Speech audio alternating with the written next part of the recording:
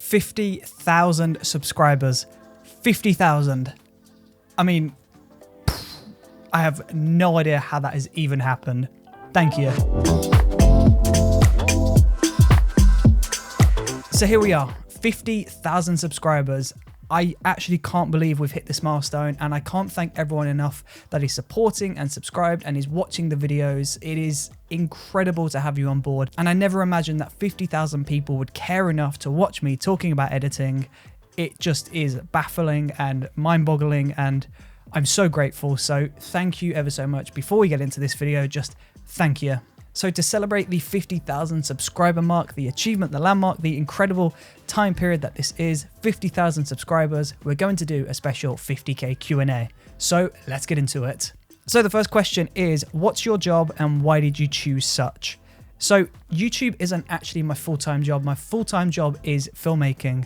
So I'm a music video director. I also do corporate gigs, theatre, show reels. I do loads of other types of video work, mostly music videos, but that is what I do full time. So I work with musicians, artists, bands, groups, companies, and so many amazing people, groups, and organizations. But I'm fortunate enough to say that YouTube, because of the way the channel has been growing, YouTube is starting to become a bigger priority in terms of my career. I'm putting more time, more energy, and more focus into this channel, and it is returning. So that means YouTube is actually becoming my job just as much as directing and shooting music videos is as well. The next question is, where do you live? I live in Birmingham, and that is in England. Do you have a girlfriend? Yes. What's your net worth? I have no idea, to be honest. What is the weirdest thing that has ever happened with you? I have to admit, because of my job, I do come across very weird things on a daily basis. Every single shoot is weird and it requires new things, and I see new and interesting people, and some weird, bizarre things happen. So I have way too many to even begin to think of at this moment in time, but my life is so weird and wonderful and I love it. So thank you for your question. Also, thank you for your support, by the way. I know you've been supporting the channel for so long now, so thank you ever so much for your continued support. Next up is how to run presets made on new versions on older version. For example, presets made on Adobe Premiere 2019 run on Adobe Premiere Pro 2018. I don't actually know at this moment in time, but I will do some research and I promise I will make a video for you very soon. So subscribe to the channel if you're not already, and I promise you'll see that in the next week or two. Next question, what's the best websites to get clients video editing? So video editing clients. The best websites for video editing clients, I'd probably say Fiverr is quite a good place to start. But the problem is Fiverr, it's like small gigs, so you don't get massive work, you just get small work.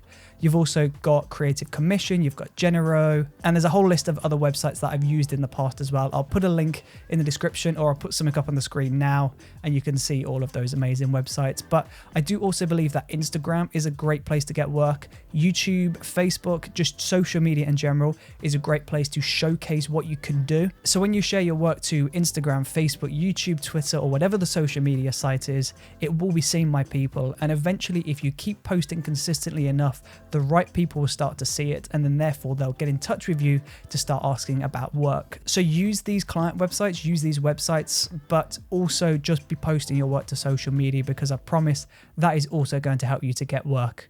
I have to admit, probably around 90% of the work that I get comes through either my website or through my Instagram account. Next up is a YouTube-based question, that is how to make videos that will get higher retention, educational video. So the thing that I've been focusing on this channel in particular is trying to cut out all of the fluff at the beginning and at the end, trying to get straight to the point. Now, don't get me wrong, there's hundreds or even thousands of channels on YouTube doing educational based content, and they're really great at it, but they have a mixture of education and entertainment. And when you just want a quick answer, you don't care about what's happening in their day, you don't care who they are, you don't care what their life is all about. You just want to know, why is this not working? How do I do this? And that's what I've really focused on this channel. And that's what's helped these videos to start to get a good amount of views. So you'll notice in my videos, I do a really short intro. I have a 2 to 3 second title card at the beginning and then straight in. So in less than 10 seconds, we're straight into the educational content. And then at the end, I don't bore people with subscribing and check out this video, check out that video, check out this if you want to do this, because it just takes way too long.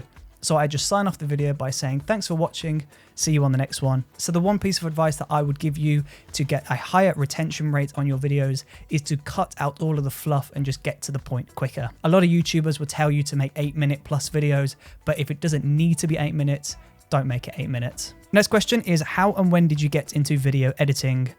I got into video editing when I was around 14.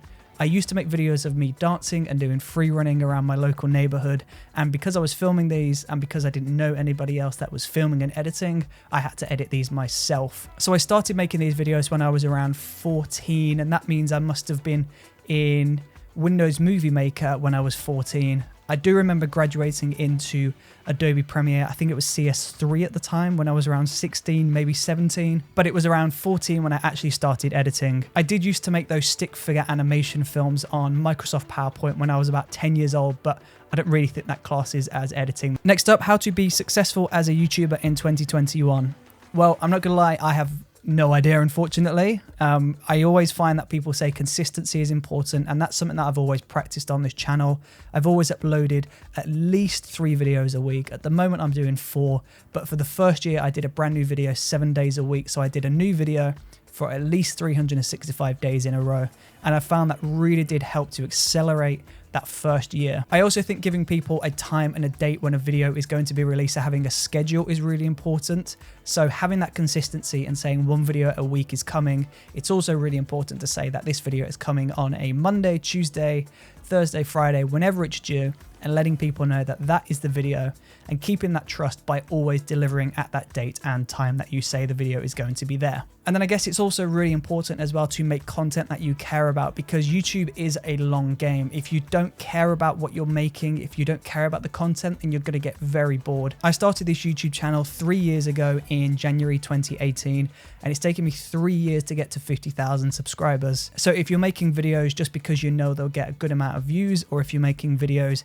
because you think they're on a topic that people care about but you don't care about, then you'll get very bored very quickly. So make videos that you care about, post consistently, and always keep a schedule and make sure people know when and how you're posting. And then the next question is, do a setup reveal.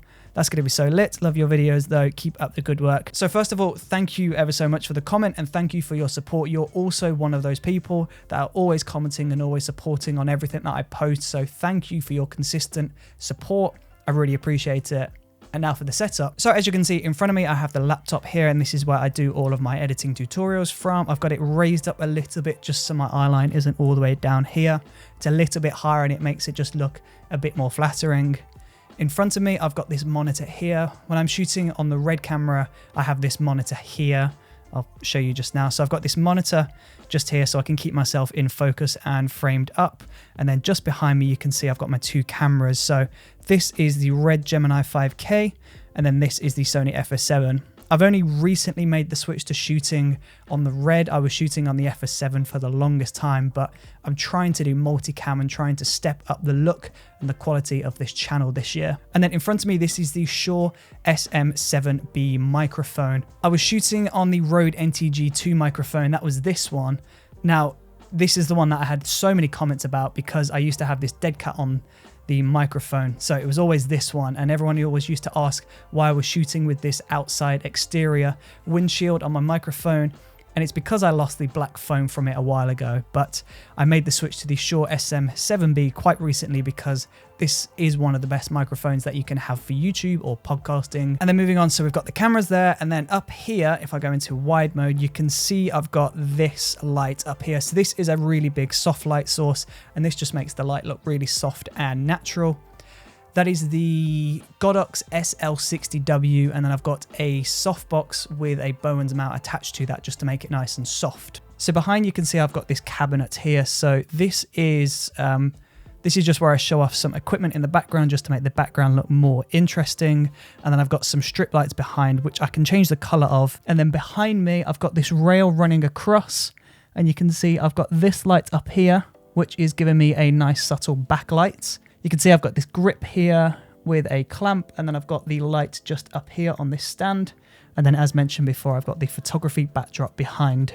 And that's about it for this setup. I know other YouTube channels have designated sets or they've got an office or a studio, but I don't have that. I just shoot in a spare bedroom, and sometimes I leave this stuff up, or other times I have to take it down when I'm going to shoot and then rebuild it every time I want to film.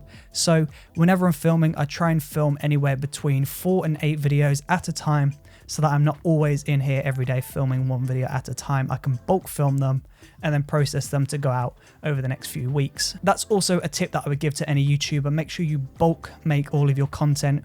Rather than filming a video once a day and then posting it, just film a bulk of videos and then just schedule them to go up over the next few weeks or days. And there you go. Those are the questions now answered. So thank you ever so much for watching this video. And thank you once again for 50,000 subscribers.